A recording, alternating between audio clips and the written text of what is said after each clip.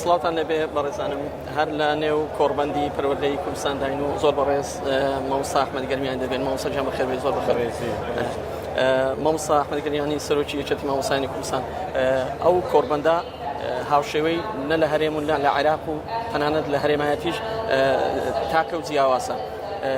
ئەو کۆڕبەندە چۆن هەڵەسەنجێنی و پێویستی و ضرورەتی لە چیدا دەبینی؟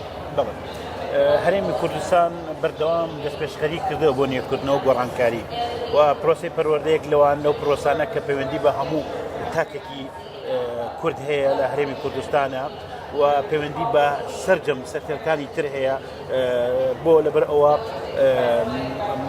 وەکو چۆن بڵێن گۆڕانکاری و با بڵێن ئەو کارە نوێیانە کە دێ لە پەروەردەوە تۆ توانێت ناو خەڵکە بڵاوی بکەیتەوە.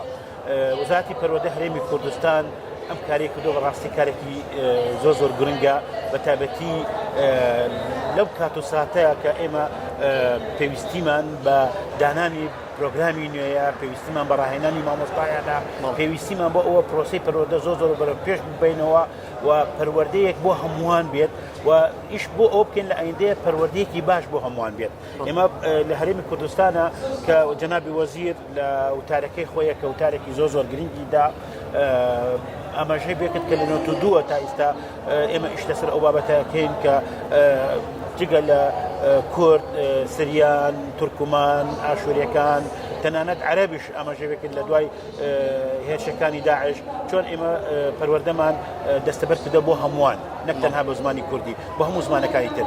ئێمە لە ئەمڕۆوە ئیش لەسەر وزارەتی پەروەردە، ئیش لەسەر ئەو بابەتە بکردەوە پەروەردەیەکی باش بۆ هەمووان، واتە ئێمە لەو بڕێنە قۆناغێکی ترەوە بۆ ئەوە دەستەبەری پەروەردەیەکی دادپەروەرانە باش بۆ هەمووان و بەو شێوە ئێمە بتوانین کوالێتی پەروەردە زیاد بکەین.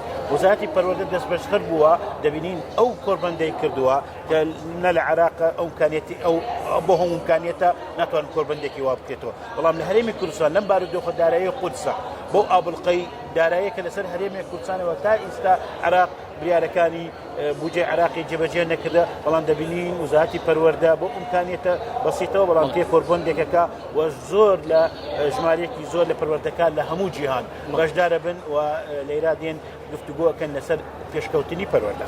مامۆستا ڕاستپارەکان جێبەجێکردنی ڕاستپارەکانی ئەم کۆڕبەندە بێگومان بەودا دووری دەوێت بۆ ئەوەی جێبەجێ بکرێت. هەنگاوەکان بە چ شێوازێک دەست پێ دەکات؟ حتما ئێمە قۆناغیەکەم لە دوای کۆتایی ئەمە نووسینەوەی ئەو بیرۆڕایانە بە هەموویەکەوە دوای ئەوە وزارەتی پەروەردە تاکیدین ئیش لەسەریەکە ئێمەش وەکیتی مامۆستایانی کوردستان هاوکار دەبین لەسەر ئەو بابەتانە و خەڵکانێکی باشی پسپۆرمانەیە لە هەرێمە و لە وزارەتی پەروەردە لە خوێندنی باڵا لە شوێنەکانی ترکە لەناو حکوومەتی هەرێمی کوردستانە بە هەمووان ئیش بەسەر بکەین ڕاستپەردەکانی ئەم کۆڕبەندیە کارکەین بۆ ئەو پێشخستنی کەموت پێ دەمێن لەبێ لە قۆناغی پەروەردەی بۆ هەمووان بچنە قۆناغی پەروەردەی باش. پەروەردەی باش ینی بە کوالێتی ئیش لەسەر ئەو بابەتە بکەین ئێمە بتوانین تاکێکی کورد لە ئایندەیە دروستکەین، نیشتیمانی خۆش بێت، ژینگەی خۆش بێت، کار بۆ پێشکەوتنی کۆمەلگە بکات و ئەمانە حتمما پێویستی بەچی هەیە بە دابینکردنی تەکنۆلۆژیەکی باش بۆ جێبەجێکردنی چی ڕاستپەردەکانی ئەم کۆڕبەندیە. بەڕێز مامۆستا ئەحمەد گەرمیانی سەرۆکی یەکێتی مامۆستایانی کوردستان، زۆر سپاس لەگەڵمان.